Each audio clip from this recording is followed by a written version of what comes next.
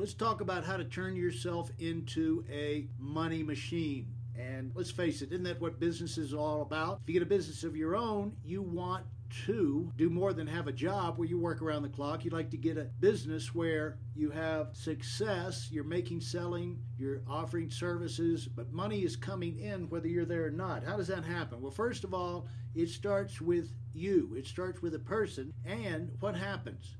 You get something that you can sell. You get something that you can build. You invent something maybe. You get something you can fix. Or you get something where you can advise people on. Somehow you get something you can do that you can generate income doing. I don't care what it is, something of value, something unique, something people want. And that's the starting point. Until you get good at doing something, you can't turn it into a business. So now let's just use as an example, Thomas, you have Edison and the light bulb, Edison, and the bulb, 10,000, he couldn't do anything other than experiment and work like a dog until he'd come up with a way to actually make it. Then he didn't have to experiment anymore. It was a matter of going into production. Then you had who? Ford. You had Henry Ford in there, and he figured out how to make a car. And they said back in the early days of the automobile industry, there was a car company in every garage in America. I guess it was kind of like the rock band, like rock music in our generation. There's a garage. Everywhere there's a garage, you got a garage band in there practicing. And so, it all starts when they get this. Now, they've got a dilemma at that point. And the dilemma comes in is you have to do it all yourself, and you become like a gerbil on a treadmill. It does no good to have a product. If you have a really good product, everybody wants it. What happens is you're going to work, you only have 24 hours in a day. You're going to be limited. Plus, you're going to be limited on how many you can produce, how much money you can make. And again, you're tied down there in the basement or the garage making those things. And you're limited in how many people you can help. So this is, if you have something really popular, people are wild for, you've got to take it beyond yourself. So how do you do it? Because what's going to happen is you max out. But the truth of it is, if you really want to build a money machine business for your own, you got to find something that you can do really well that people want, and you're going to go through a stage where you do max out, working round the clock on it, because you're the linchpin, you're the one it starts with. You can't shortcut that stage. You got to get where you're good at something, where you've got something that people want. Now, from there, you move on out beyond yourself, because you want to, number one, you want to continue to, you want to expand, you want to get it better, and there's no way you can make it better if it's just you trying to keep up doing it the same way you're on to do. You want to keep making advances in improving it.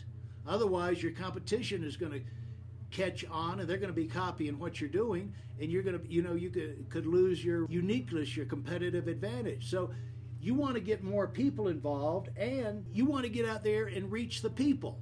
You don't want to keep this thing. You want to reach the people. Actually, you want to reach the masses. See? And the only way to do that is to start getting more people involved. And this is how all things work. So this, in the old days, back when, in smaller things, the way it worked is you had the guys who were really the top of their game. They were the masters. Master silversmiths. Like Paul Revere. Paul Revere, who, warned against the British. He was a master silversmith. And the masters were the top guys of the profession. They had a shop, and they would bring in an apprentice. And that's how they passed it on to the next generation. That's how they got more done. That's how they kind of freed themselves up from doing all the mundane thing. And usually you would stay in there, and you would learn. You teach one person, and you're in there. Your apprenticeship was usually about 7 years. That's how things worked. And it was one at a time. And that's how many businesses, industries, not only businesses, industries, but even a profession like doctors, it was one at a time. Even in the grocery business, or even when Coca-Cola got started, what happened is you would get the personal attention, like even doctors. Remember the old days? You see it on TV anyway. House calls. They would do it one by one by one. Then you have like the grocery business. I remember going to visit my grandfather in South Georgia. In the summers, they would have a bus come by, and it would be loaded with groceries and goodies. It's kind of like a traveling 7-Eleven. And he would go from house to house, one at a time, one by one, driving up and through the farm communities, taking all this stuff out there. And then when Coke got started, they'd load that up in a wagon and go from house to house, business to business, dropping off the Coke. But see, it all started like that. But if it's popular and people want it, you want to keep growing. You got to have new systems. You got to be able to duplicate yourself. So now that's why it progressed into where you have grocery stores. And not only do you have grocery stores in one location, you have multiple locations, franchise. As many locations as possible where people can come in. Why? So you can distribute more of this stuff. And then that, the same thing with Coke. Coke has got about 400 different ways, multiple ways of distribution. You can get it in the machines. You can get it in the stores. They have the magic machine now that's got all of them in there, and you press buttons. I don't know if you've seen those things. But multiple different ways, methods of distribution, much like Starbucks, same way. And doctors now have offices. They have clinics. They have offices where they might be by themselves or multiple doctors in there. They'll have clinics. Ways where they can batch up this stuff, get lots of hospitals. Also, now they're not, you don't have to just deal with the doctor in the office. You're going to have hospitals where you can serve. All of this goes into where you can get more people